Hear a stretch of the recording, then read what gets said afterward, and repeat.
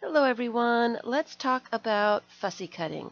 We are going to be working with some images, and we need some images that are fussy cut to work with. We don't want just a square like this. It looks like a piece of paper put on another piece of paper. So what we're going to need to do is do some fussy cutting.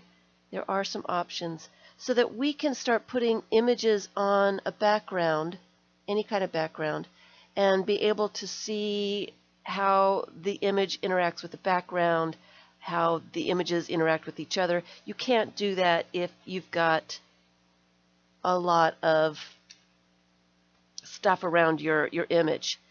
You need to be able to see what's going on. So this is not really a workshop. It's more of a heads up. We need to get some images and we need to give them a little bit of shape. We don't necessarily have to fussy cut them in great detail like this. We can leave just a little bit of the border. That still allows you to see the background and for your images to, you can see how they're interacting with each other. Okay, so grab the images that you have been saving. I hope that you've been saving a bunch of different kinds of images. There are a couple ways to give some shape to your images so that you can use them in collage. So you can do a detailed fussy cut. I mean, just really get there.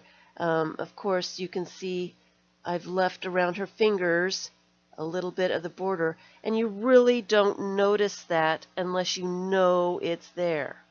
Okay? So another way to do a fussy cut or give shape to your images is to leave a bit of the border around it, like that. It gives you some shape. It doesn't look like a piece of paper put on the background. You can also fussy tear, and I show these different things in a YouTube video. It's over on YouTube. It's called Fussy Cutting Options. So if you want to see more detail about how to go about doing some of the fussy tearing and things like that, then go over there and see that video. So we need to grab our images. I'm going to give you a quick demonstration. I want this car. I think it would be fun in some collages. So I'm just going to take it out of this page so I can maneuver it a little bit easier. I think it's a great car. All right.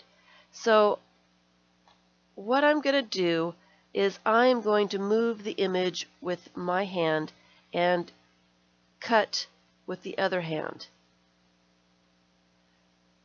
I am just going straight mostly with my scissors, and I'm using this hand to guide around the image. And if I move it as I cut, it makes you go around curves a little bit easier. Instead of it looking choppy when you're going around a curve, use your hand to guide the image around.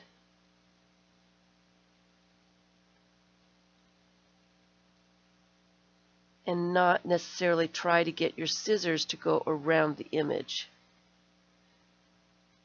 It really helps to make smoother lines, smoother cuts around curves. And it makes your straight lines a little bit better too. I cut off his tire. I'm going to have to cut off his tire and glue it together. I got distracted there and cut off his tire. But even so, you can see that the curved moving the image instead of moving your scissors really helps those curved lines. All right? So Let me put that together so I can remember to glue it back together at one point. So here is a clock with a lot of little bits. It is on white. Let me kind of get it out here so I can. And I'm going to leave just a little bit of the border this time. And you see what's going on. And again, I am going to use the hand that I am holding the image to guide and move the scissors. And I am cutting as I'm moving the image. That makes the lines, the cuts, a little smoother.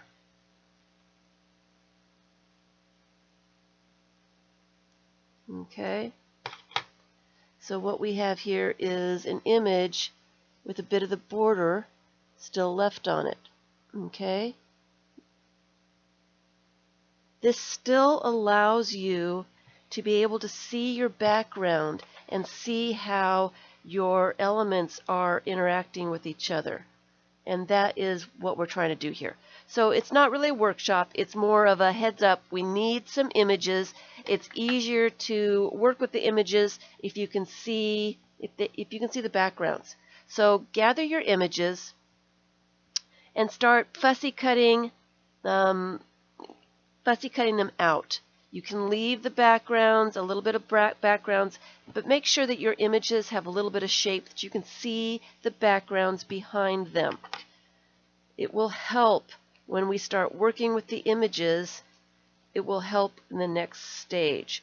So whatever you have, if you have figures, some objects, some trees, whatever you have, hopefully you've got a nice variety of stuff by now, and you can just sit there in front of the TV and give stuff a little bit of shape so it's more fun to play with them when we get to working with images.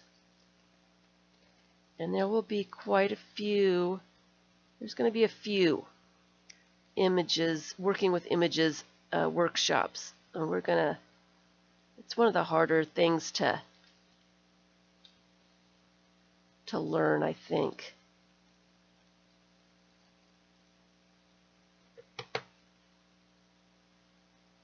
So that's all we need. We need some images.